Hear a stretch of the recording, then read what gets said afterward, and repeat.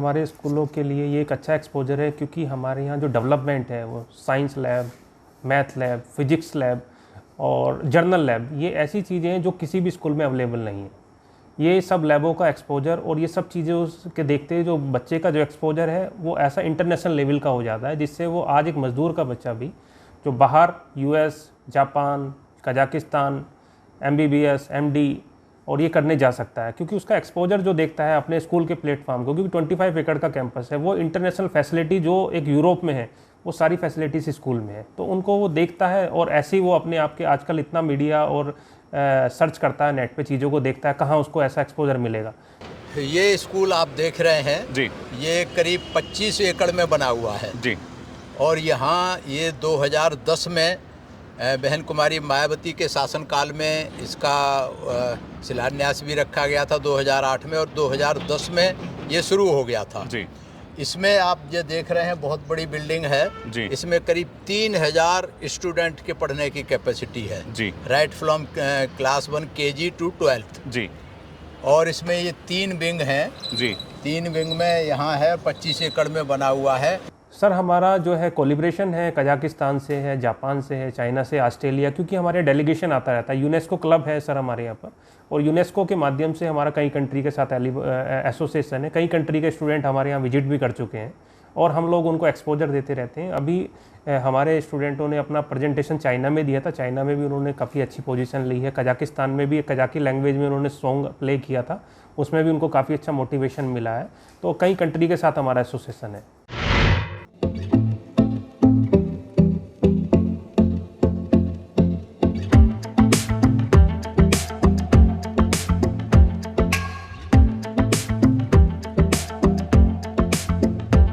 मेरा एक brief submission अपने स्कूल के लिए, इसमें लगभग 1000 स्टूडेंट अभी स्टडी कर रहे हैं।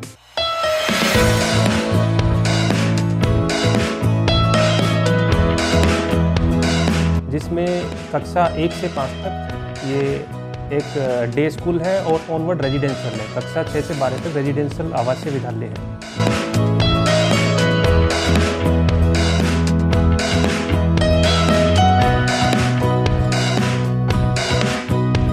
और ये जो है गवर्नमेंट ऑफ उत्तर प्रदेश द्वारा रनिंग है अभी।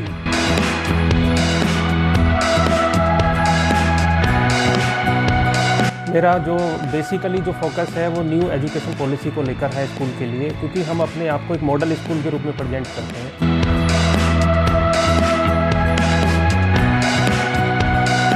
ये CBSE से एफिलिएटेड स्कूल्स हैं। नमस्कार साथियों, मेरा नाम है सुरेंद्र सिंह और आप देख रहे हैं SM न्यूज़। आज हम लोग उत्तर प्रदेश की शान ग्रेटर नोएडा के अंदर खड़े हुए हैं और यहाँ की भव्यता मैं आपको दिखाऊंगा। भव्यता दिखाने से पहले मैं आपको बता देता हूँ, एक ऐसी स्मारक के नीचे मैं खड़ा हुआ हूँ। करा है ये पंचशील बालक इंटर कॉलेज है। भव्य का शिलान्यास करा बसपा सुप्रीमो बहन कुमारी मायावती, सुश्री मायावती जी ने करा है। माननीय मुख्यमंत्री उत्तर प्रदेश के कर कमलों द्वारा आज दिनांक 13/5/2008 को इसका अनावरण हुआ था। ये नोएडा विकास प्राधिकरण के उत्तर प्रदेश के शासनकाल में हुआ है। मैं तमाम जो कैमरामैन हैं उनको बोलूँगा कि पहले इसकी भव्यता दिखाएं। आप देख पाएंगे कितनी बड़ी भव्यता है। इसके जो गेट हैं वो बहुत बड़े स्तर के गेट हैं। आप देखेंगे मेरे पीछे जो इतना बड़ा शीशा लगा हुआ है और छोटा सा वहाँ पे लिखा हुआ है लाइब्रेरी। आप समझिए कि ये लाइब्रेरी है। और अगर हम लोग इसकी बात करते हैं, आप समझिए कि ये बहुत ऐतिहासिक स्कूल हैं। केजरीवाल कहा करते थे कि हमने स्कूल बनाया, लेकिन कोई स्कूल उनका नज़र नहीं आया। लेकिन ये स्कूल जो है आप देखेंगे यहाँ पर जो ये सिर्फ ऑफिस है। आप देखेंगे पूरा स्कूल आपको देखने में नज़र आ रहा है, लेकिन ये पूरा स्कूल नहीं है, सिर्फ ये ऑफिस है। क्या है ये स्कूल आप देख रहे हैं जी, ये करीब 25 एकड़ में बना हुआ है। जी, और यहाँ ये 2010 में बहन कुमारी मायावती के शासनकाल में इसका शिलान्यास भी रखा गया था 2008 में, और 2010 में ये शुरू हो गया था। जी, इसमें आप ये देख रहे हैं बहुत बड़ी बिल्डिंग है। जी, इसमें करीब 3000 स्टूडेंट के पढ़ने की कैपेसिटी है। जी, right from class 1 KG to 12th। जी, और इसमें ये 3 विंग हैं। जी, 3 विंग में यहाँ है 25 एकड़ में बना हुआ है। जी। और अगर आप इसके फर्श देखेंगे, कहीं भी इधर 60 सीढ़ियाँ दिख रही हैं। जी, जहाँ भी जितने भी फर्श हैं सभी ग्रेनाइट के बने हुए, ग्रेनाइट लगा हुआ है सारे फर्शों पे। जी, और यहाँ ऑल इंडिया के बच्चे पढ़ने आते हैं। जी। बिहार के, उड़ीसा तक के बच्चे पूरे पढ़ने ऑल ओवर आते इंडिया हैं। के आते हैं सर यहाँ पर? ऑल ओवर इंडिया के बच्चे पढ़ने आते हैं जी। और ये पूरा 100% रेजिडेंशियल है। जी। सारे बच्चे यहीं रहते हैं, सारा स्टाफ, टीचिंग स्टाफ, क्लरिकल, जो भी पूरा स्टाफ है, सबके लिए 100% जी। रेजिडेंशियल है और कंपलसरी है रेजिडेंशियल। इवन प्रिंसिपल साहब भी रहते हैं ये यहाँ। एक ही स्कूल बनाया था नोएडा में या और भी इसी तरीके के और ऐसे स्कूल बने हुए 4 स्कूल हैं। इस तरीके के 4 स्कूल नोएडा में ही है सर? के 4 स्कूल, 2 नोएडा में, 2 ग्रेटर नोएडा में। जी। एक ये पंचशील बालक इंटर कॉलेज और एक महामाया बालिका इंटर कॉलेज, ये नोएडा में है। और एक गौतम बुद्ध बालक इंटर कॉलेज और सावित्रीबाई फुले बालिका इंटर कॉलेज, जी। ये ग्रेटर नोएडा में है। जी। तो ये नोएडा अथॉरिटी और ग्रेटर नोएडा अथॉरिटी, यहाँ पे यूनिवर्सिटी भी दी है बहन जी ने गौतम बुद्ध के नाम से शायद। इन 4 कॉलेजों के अलावा गौतम बुद्ध यूनिवर्सिटी भी है, वो करीब 600 एकड़ में बनी 600 एकड़ में सर? हाँ जी। जी। और उसमें सारे स्ट्रीम है उसमें पढ़ने के लिए और अलग अलग उसमें बने हुए हैं। और वहाँ भी रेजिडेंशियल है 100%, वो भी रेजिडेंशियल हैं। जी। सारे बच्चे वहीं रहते हैं, लड़कियों के अलग हॉस्टल हैं, लड़कों के अलग हॉस्टल हैं। जी। और वहाँ शाम को इतना बढ़िया लाइटिंग और फुहारे चलते हैं कि वो लोग घूमने देखने के लिए जाते हैं। जी। कभी किसी को मौका मिले तो वहाँ अपना खाना बना के ले जाए, पिकनिक मनाए जा करके शाम को। बहुत बढ़िया कलरफुल लाइटें होती हैं, कलरफुल फुहारे लगे हुए हैं वहाँ। सर इस स्कूल की विशेषताएं बताएं, ये जो 4 आपने स्कूल बताए हैं, क्योंकि मैं तो बड़ा सुन के ललायित हो गया। इतना सुंदर स्कूल आपने बताया, मैं सोचता अगर मैं भी बच्चा होता तो यहीं पर एडमिशन कराता। लेकिन ये स्कूल बहुत बेहतरीन है और आलिशान ऐसे दिख रहे हैं। यहाँ पे तो बहुत खर्चा लगता होगा सर, ऐसे स्कूलों को बहन जी ने बनाया था तो बड़े बड़े बच्चे या रईसों के बच्चे आते होंगे सर? नहीं, यहाँ रईसों के बच्चे नहीं आते। यहाँ जितने भी बीकर सेक्शंस हैं जी, बीकर सेक्शंस हैं जो गरीब हैं, किसी भी जात बिरादरी धर्म के हैं, भारत के किसी कोने के हैं, जी। सभी के लिए ये खुला है। और यहाँ फीस जो है पूरे साल की लगभग 50,000 के करीब है जी। जिसमें रहना, खाना, पढ़ाई सब कुछ इसके अंदर है जी। और हॉस्टल में हमने देखा है यहाँ 4 बार खाना मिलता है। अच्छा। सुबह नाश्ता मिलता है 7-8 बजे, 5 बार यहाँ खाना मिलता है। सुबह 7 बजे से 8 बजे तक नाश्ता स्नैक्स होते हैं। उसके बाद 11 बजे बच्चों को क्लास में सर्व किए जाते हैं स्नैक्स। उसके बाद लंच और उसके बाद फिर 4 बजे 5 बजे फिर स्नैक्स मिलते हैं और शाम को डिनर। 5वां क्या रह जाता है जी, टी टाइम वगैरह या डिनर हाँ, में कुछ दूध वगैरह तो होता ये होगा। हाँ जी। सब और डेली उनका वो बना हुआ है, सब बढ़िया बढ़िया चीज़ें। और मैंने यहाँ कम से कम 50 बार खाना खाया है रैंडमली। खाने की क्वालिटी कैसी होती है खाने सर? की क्वालिटी वही बता रहा हूँ, मैंने खुद यहाँ 50 बार खाना खाया है और रैंडमली, ये नहीं कि पहले से बता के तैयार करके। हाँ। यहाँ जब प्रिंसिपल सर के पास में बैठा होता हूँ तो आ जाते हैं लोग, टाइम हो जाता है तो वहीं से रैंडमली मंगा के मैंने कई बार खाना खाया है। और मेरे ख्याल से हमारे घर में ऐसा खाना नहीं बनता कि एक सब्जी है, दाल है, सलाद है, रोटी है, रायता है, सब चीज़ें वहाँ खाने में होती हैं और बहुत बढ़िया क्वालिटी की। और अंदर हमने मैस भी जा कर के देखा है जहाँ खाना बनता है। जी। बढ़िया मॉडर्न मशीनें लगी हुई हैं और साफ़ सफाई बिल्कुल बेजोड़ होती है, बहुत बढ़िया है। जी। यहाँ पे सुविधाएं क्या क्या हैं? आप बता रहे थे यहाँ पे स्विमिंग पूल्स वगैरह भी हैं, स्पोर्ट्स ग्राउंड्स वगैरह क्या क्या है वो बताएं जरा। यहाँ बच्चों के लिए पूरा एक स्पोर्ट्स कॉम्प्लेक्स है बहुत बड़ा। जी। उसमें नेशनल स्टैंडर्ड का स्विमिंग पूल है, अभी चल रहा जी। है। उसमें badminton court, lawn tennis court, even shooting range का भी है इसमें। जी। और बहुत बड़े बड़े विशाल बिल्डिंग बनी हुई है, हर चीज़ की पूरा सेपरेट है। इसके अलावा मतलब जितनी बड़ी हम बिल्डिंग देख रहे हैं, इतना बड़ा तो ऑफिस ही देख रहे हैं, तो स्कूल क्लासरूम कितने बड़े बड़े होते होंगे? हाँ, तो ये इधर क्लासरूम बने हुए हैं। और इसकी खास बात ये है कि जब बनाया था तो ये पूरा सोलर सिस्टम से इक्विप्ड था। अच्छा, मतलब ये बिजली भी जरूरत नहीं होती, लाइट बिजली की जरूरत नहीं होती। पूरे जो छतें देख रहे हैं आप, ये कैमरे से देखेंगे, छतों के ऊपर सोलर पैनल लगे हुए हैं 100%। लेकिन वो अब सिस्टम मेंटेन नहीं हो पाता तो वो एक अलग बात है। अदरवाइज पूरा 100% सोलर एनर्जी से इक्विप्ड था। और इसमें खेलने के ग्राउंड बहुत बड़े बड़े हैं। यहाँ जो गेम्स होते हैं स्टेट लेवल के, नेशनल लेवल के गेम्स कराने बाहर की एजेंसी भी आती हैं। 3-4 ग्राउंड अलग अलग हैं जी। यहाँ एक तो यहाँ ऑडिटोरियम है छोटा इसके अंदर, जिसमें करीब 150-200 लोगों की बैठने की कैपेसिटी है। दूसरा बड़ा ऑडिटोरियम है जिसमें 1000 लोगों के बैठने की कैपेसिटी है और वो सारा अल्ट्रा मॉडर्न फैसिलिटी से इक्विप्ड है। उसमें पूरा साउंड सिस्टम, लाइटिंग सिस्टम, सब कुछ लगा हुआ है। तो बाहर के लोग बहुत बड़े बड़े प्रोग्राम यहीं आकर के करने लगे हैं, करते हैं। और हॉस्टल हैं बच्चों के लिए, बहुत सारे हॉस्टल हैं। 2 सीटेड रूम है, 3 सीटेड रूम है, 4 सीटेड रूम है। तो बच्चे रहते हैं और वहाँ टॉयलेट्स वगैरह की बहुत बढ़िया फैसिलिटी है। इसी तरीके से मैथ्स की बिल्डिंग है बहुत बड़ी, कम से कम, जिसमें 500 एक में एक बार आ सकते हैं, 500 नहीं 600-700, और दूसरा एक और है जिसमें 1000 बच्चे आ सकते हैं एट ए टाइम जी। ऐसे 2 हॉल हैं और ऐसे कई सारे हॉल बने हुए हैं इसमें। तो ये मेरे ख्याल से ऐसा सरकारी स्कूल पूरे भारतवर्ष में कहीं कोई नहीं मिलेगा। इकलौता लग रहा है सर। मैं कह रहा हूँ प्राइवेट स्कूल भी इतने इस स्ट्रक्चर के नहीं होंगे जी। और यहाँ हमने सुना था कि जो बाथरूम्स हैं जी। जितने भी बाथरूम्स हैं स्कूल में या हॉस्टल में, वहाँ सब में जगुआर की फिटिंग लगाई हुई थी। जगुआर एक बहुत नेशनल बहुत फेमस ब्रांड है जी। और उसकी सारी फिटिंग लगी हुई थी जगुआर की यहाँ जी। और इसमें भी। और रेजिडेंस जो टीचर्स के रेजिडेंस हैं, स्टाफ के रेजिडेंस हैं, सभी बने हुए हैं। सभी में लिफ्ट लगी हुई है, लेकिन लिफ्ट पता नहीं मेंटेन होती है नहीं होती, मुझे नहीं पता। तो सर जी, ये जो स्कूल 4 स्कूल हैं ऐसे लड़कों के, लड़कियों सब इसी तरीके के सर? सभी इसी तरीके के, इससे एक से एक बढ़िया, मतलब सबका लेआउट प्लान अलग है जी। आप जब देखेंगे एक से एक बढ़िया लेआउट प्लान है सभी जी। और पर्पस इसका ये था बहन जी के बनाने का, यहाँ जो बच्चे पढ़ेंगे बीकर सेक्शंस के, यहाँ से पास होकर के गौतम बुद्ध यूनिवर्सिटी में जाएंगे। गौतम बुद्ध यूनिवर्सिटी में भी फीस का स्ट्रक्चर बहुत कम है दूसरे यूनिवर्सिटी के कंपैरिजन में जी। और वहाँ गौतम बुद्ध यूनिवर्सिटी का बहुत सारी फॉरेन यूनिवर्सिटी से कोलैबोरेशन है जी। कि वहाँ से जो बच्चा विदेश पढ़ने जाना चाहेगा वो विदेश जाएगा और यूपी सरकार ने उसका खर्चा वहन करने की योजना थी। अच्छा, खुद ही उठाते थी? खुद ही उठाती थी जो बच्चे बाहर पढ़ने जाना चाहें, लेकिन बाद की सरकारों ने शायद वो फैसिलिटी विड्रॉ कर ली है, वो एक अलग बात है जी। तो जो यूनिवर्सिटी है वो इंटरनेशनल स्टैंडर्ड की है और वहाँ करीब 40-50 देशों के बच्चे पढ़ने आते हैं जी। पढ़ते हैं वहाँ जी।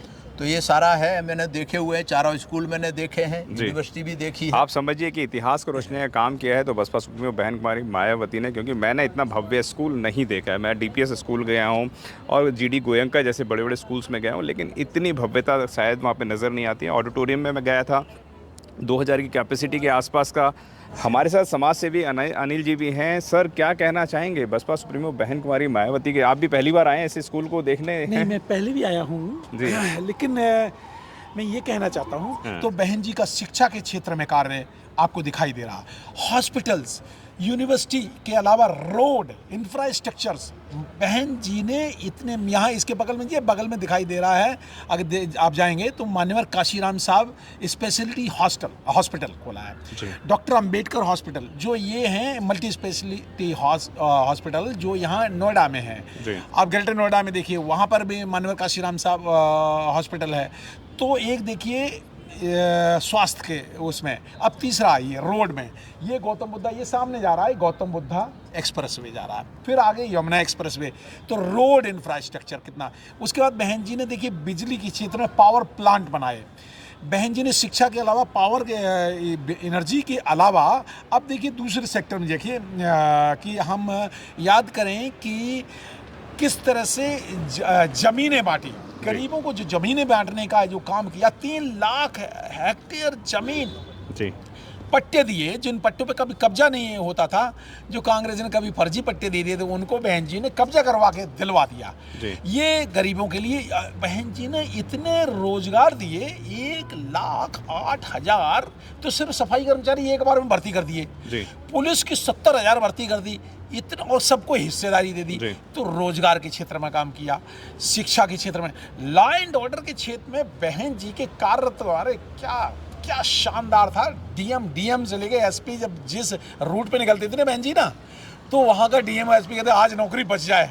वो जानते हो, वो मतलब अपना हनुमान चालीसा पढ़ते थे कि आज की नौकरी बच जाए बस। तो ये समझ लीजिए, ये उनका एडमिनिस्ट्रेशन। और वो बहन जी बता के ऐसे नहीं, कभी कभी अचानक पता चल पहुँच गई, कहीं पे सरप्राइज विजिट हॉस्पिटल्स में पहुँच गई, कहीं पहुँच गई, कहीं किसी ऑफिस पहुँच गई। तो वो उससे एक हरकंप मचता था। तो ये रहा एडमिनिस्ट्रेशन के। अब देखिए बहन जी की सरकार में बजट, जो कितना बढ़िया बजट बनता था, हर जगह एलोकेशन होती थी जो कार्यों के लिए। अभी एलोकेशन बजट प्रॉपर है ही नहीं। जो सरकार का बजट होता है वो अंबेडकर ग्राम योजनाएं, कितने लाखों मूर्तियां जो बाबा साहब अंबेडकर के हर गांव में नजर आती हैं। क्यों आती हैं? ये अंबेडकर ग्राम योजना जो बहन जी ने अंबेडकर ग्राम योजना जो बनाई, हर गांव में कितनी 7 से 8 फैसिलिटी होती थी। जी। क्या? डाकघर होता था, बैंक होता था, वहीं पर पुस्तकालय से लेकर के एक पंचायत घर होता था। तो अलग उन्होंने 7 मतलब फैसिलिटी दी हर गांव में। जी। पानी पीने की सुविधा से लेकर के रोड, बाबा साहब अम्बेडकर का एक अम्बेडकर का जो छोटा सा वो होता था जिसको कहते थे अम्बेडकर स्थल, कोई कहीं कह दिया, कहीं कुछ कह दिया, पंचायत घर बना दिया। इसके अलावा ये अम्बेडकर ग्राम, तो ये तो ग्रामीण योजना हो गई। अब शहरी, मान्यवर काशीराम साहब शहरी योजना, उन्होंने आप देखिए नीले कलर के, देखो कितने लाखों फ्लैट आपको नजर आएंगे हर बड़े कस्बे में आपको। अंबेडकर जो मान्यवर काशीराम साहब शहरी योजना में उन्होंने वो दे दिए, पट्टे ग्रामीणों को दिए, शहरों को में रहने वाले लोगों को, जो गरीब जो लोग हुआ करते थे, रोजगार जो शहरों में, उनको लिए मकान बना दिए। तो ये मकान बनाने की योजना, बहन जी ने मकान दिए, बहन जी ने रोजगार दिया, बहन जी ने रोड बनाए, बहन जी ने बच्चों को पढ़ाया। चाहिए क्या हो? बहन जी ने स्वास्थ्य के लिए किया, बहन जी ने शिक्षा के लिए किया, बहन जी ने रोजगार के लिए, व्यापार के लिए कितना बड़ा डेवलपमेंट किया। इंडस्ट्रियल एरियाज के डेवलपमेंट, यमुना जो ये ना, ये यमुना के बाद में यमुना एक्सप्रेस वे तो रोड बनाया। मैं ये कहना चाह रहा हूँ कि यहाँ पे जो नोएडा इंडस्ट्रियल एरिया और ग्रेटर नोएडा जो बना है, तो इतना बड़ा इंडस्ट्रियल एरिया बड़ा करके वो पूरा का पूरा शहर बसा देना, मॉडर्न सिटी जो जापानी स्टाइल पे, alpha beta gamma sector delta Japan के स्टाइल पे, उन्हीं स्टाइल पे सेक्टर का निर्माण किया। Modern development, state of art जिसको कहते हैं, स्टेट ऑफ आर्ट, ये विकास का सबसे बड़ा मॉडल है। आज गुड़गांव में जब बरसात होती है, वहाँ पता चला ये गाड़ियाँ हैं ना, कारें, ये डूब जाती हैं। और यहाँ पे ग्रेटर नोएडा में क्या होता है, कभी भी पानी भरता नहीं। क्यों नहीं भरता? ड्रेनेज सिस्टम बनाया है बहन जी ने, नालियाँ अलग बनाई, सड़क अलग। अब देखिए वो देखो एक्सप्रेस वे जा रहा है, उसके नीचे आप देखिए अलग रोड जा रहा है, उसके बाद में एक पैरेलल में रोड, हर तीसरी पैरेलल रोड जा रही है। वहाँ पे गाँव के लोग ट्रैक्टर वगैरह ले जा सकते हैं। अब जो नए मॉडर्न रोड बन रहे हैं उन पे क्या है, बाकी लोग नहीं जा रहे हैं। तो ये एक मॉडल है, अल्टीमेट विकास का मॉडल है जो बहन जी ने दिया है, बहन कुमारी मायावती जी ने, क्योंकि उनकी सोच बड़ी है। उनकी सोच वो है, बाबा साहब अम्बेडकर की सोच है, मान्यवर काशीराम साहब की सोच, और उसको जमीन पे उतारा है बहन जी ने। यहाँ पर पंचशील बालक इंटर कॉलेज, पंचशील के सिद्धांतों पे बना हुआ वो ये शिक्षा का केंद्र, बुद्ध के सिद्धांतों पे बना हुआ शिक्षा का केंद्र, जहाँ पे 3000 बच्चों को पढ़ाने की कैपेसिटी एक, इस तरह के 4 तो सिर्फ नोएडा और ग्रेटर नोएडा में, मतलब 12000 बच्चों को पढ़ाने की सुविधा बहन जी ने सिर्फ एक जिले गौतम बुद्ध नगर में कर दी। और ऐसी देखिए कहाँ पे पूरे अगर जब बहन कुमारी मायावती अगर देश के प्रधानमंत्री बन जाए ना, तो ये देश बदल जाएगा। तो जी मान्यवर। तो आपने देखा कि जो ऐतिहासिक कार्य करा था वो बसपा सुप्रीमो बहन कुमारी मायावती ने करा था, और पूरे देश के जितने भी सीएम हैं वह आज तक इन कामों की कॉपी भी नहीं कर पाए। अब समझना यह है कि बहुजनों के इतिहास को जिस तरीके से बसपा सुप्रीमो बहन कुमारी मायावती ने रचने का काम किया था, तो क्या लगता है कि ऐसे कार्य निरंतर होने चाहिए? क्या कहना चाहेंगे? कमेंट बॉक्स में अपने विचार हमारे साथ साझा अवश्य करें। धन्यवाद सर आपका। Thank you sir. Thank you sir आपका भी धन्यवाद, आपका भी धन्यवाद, सभी का धन्यवाद। Thank you sir.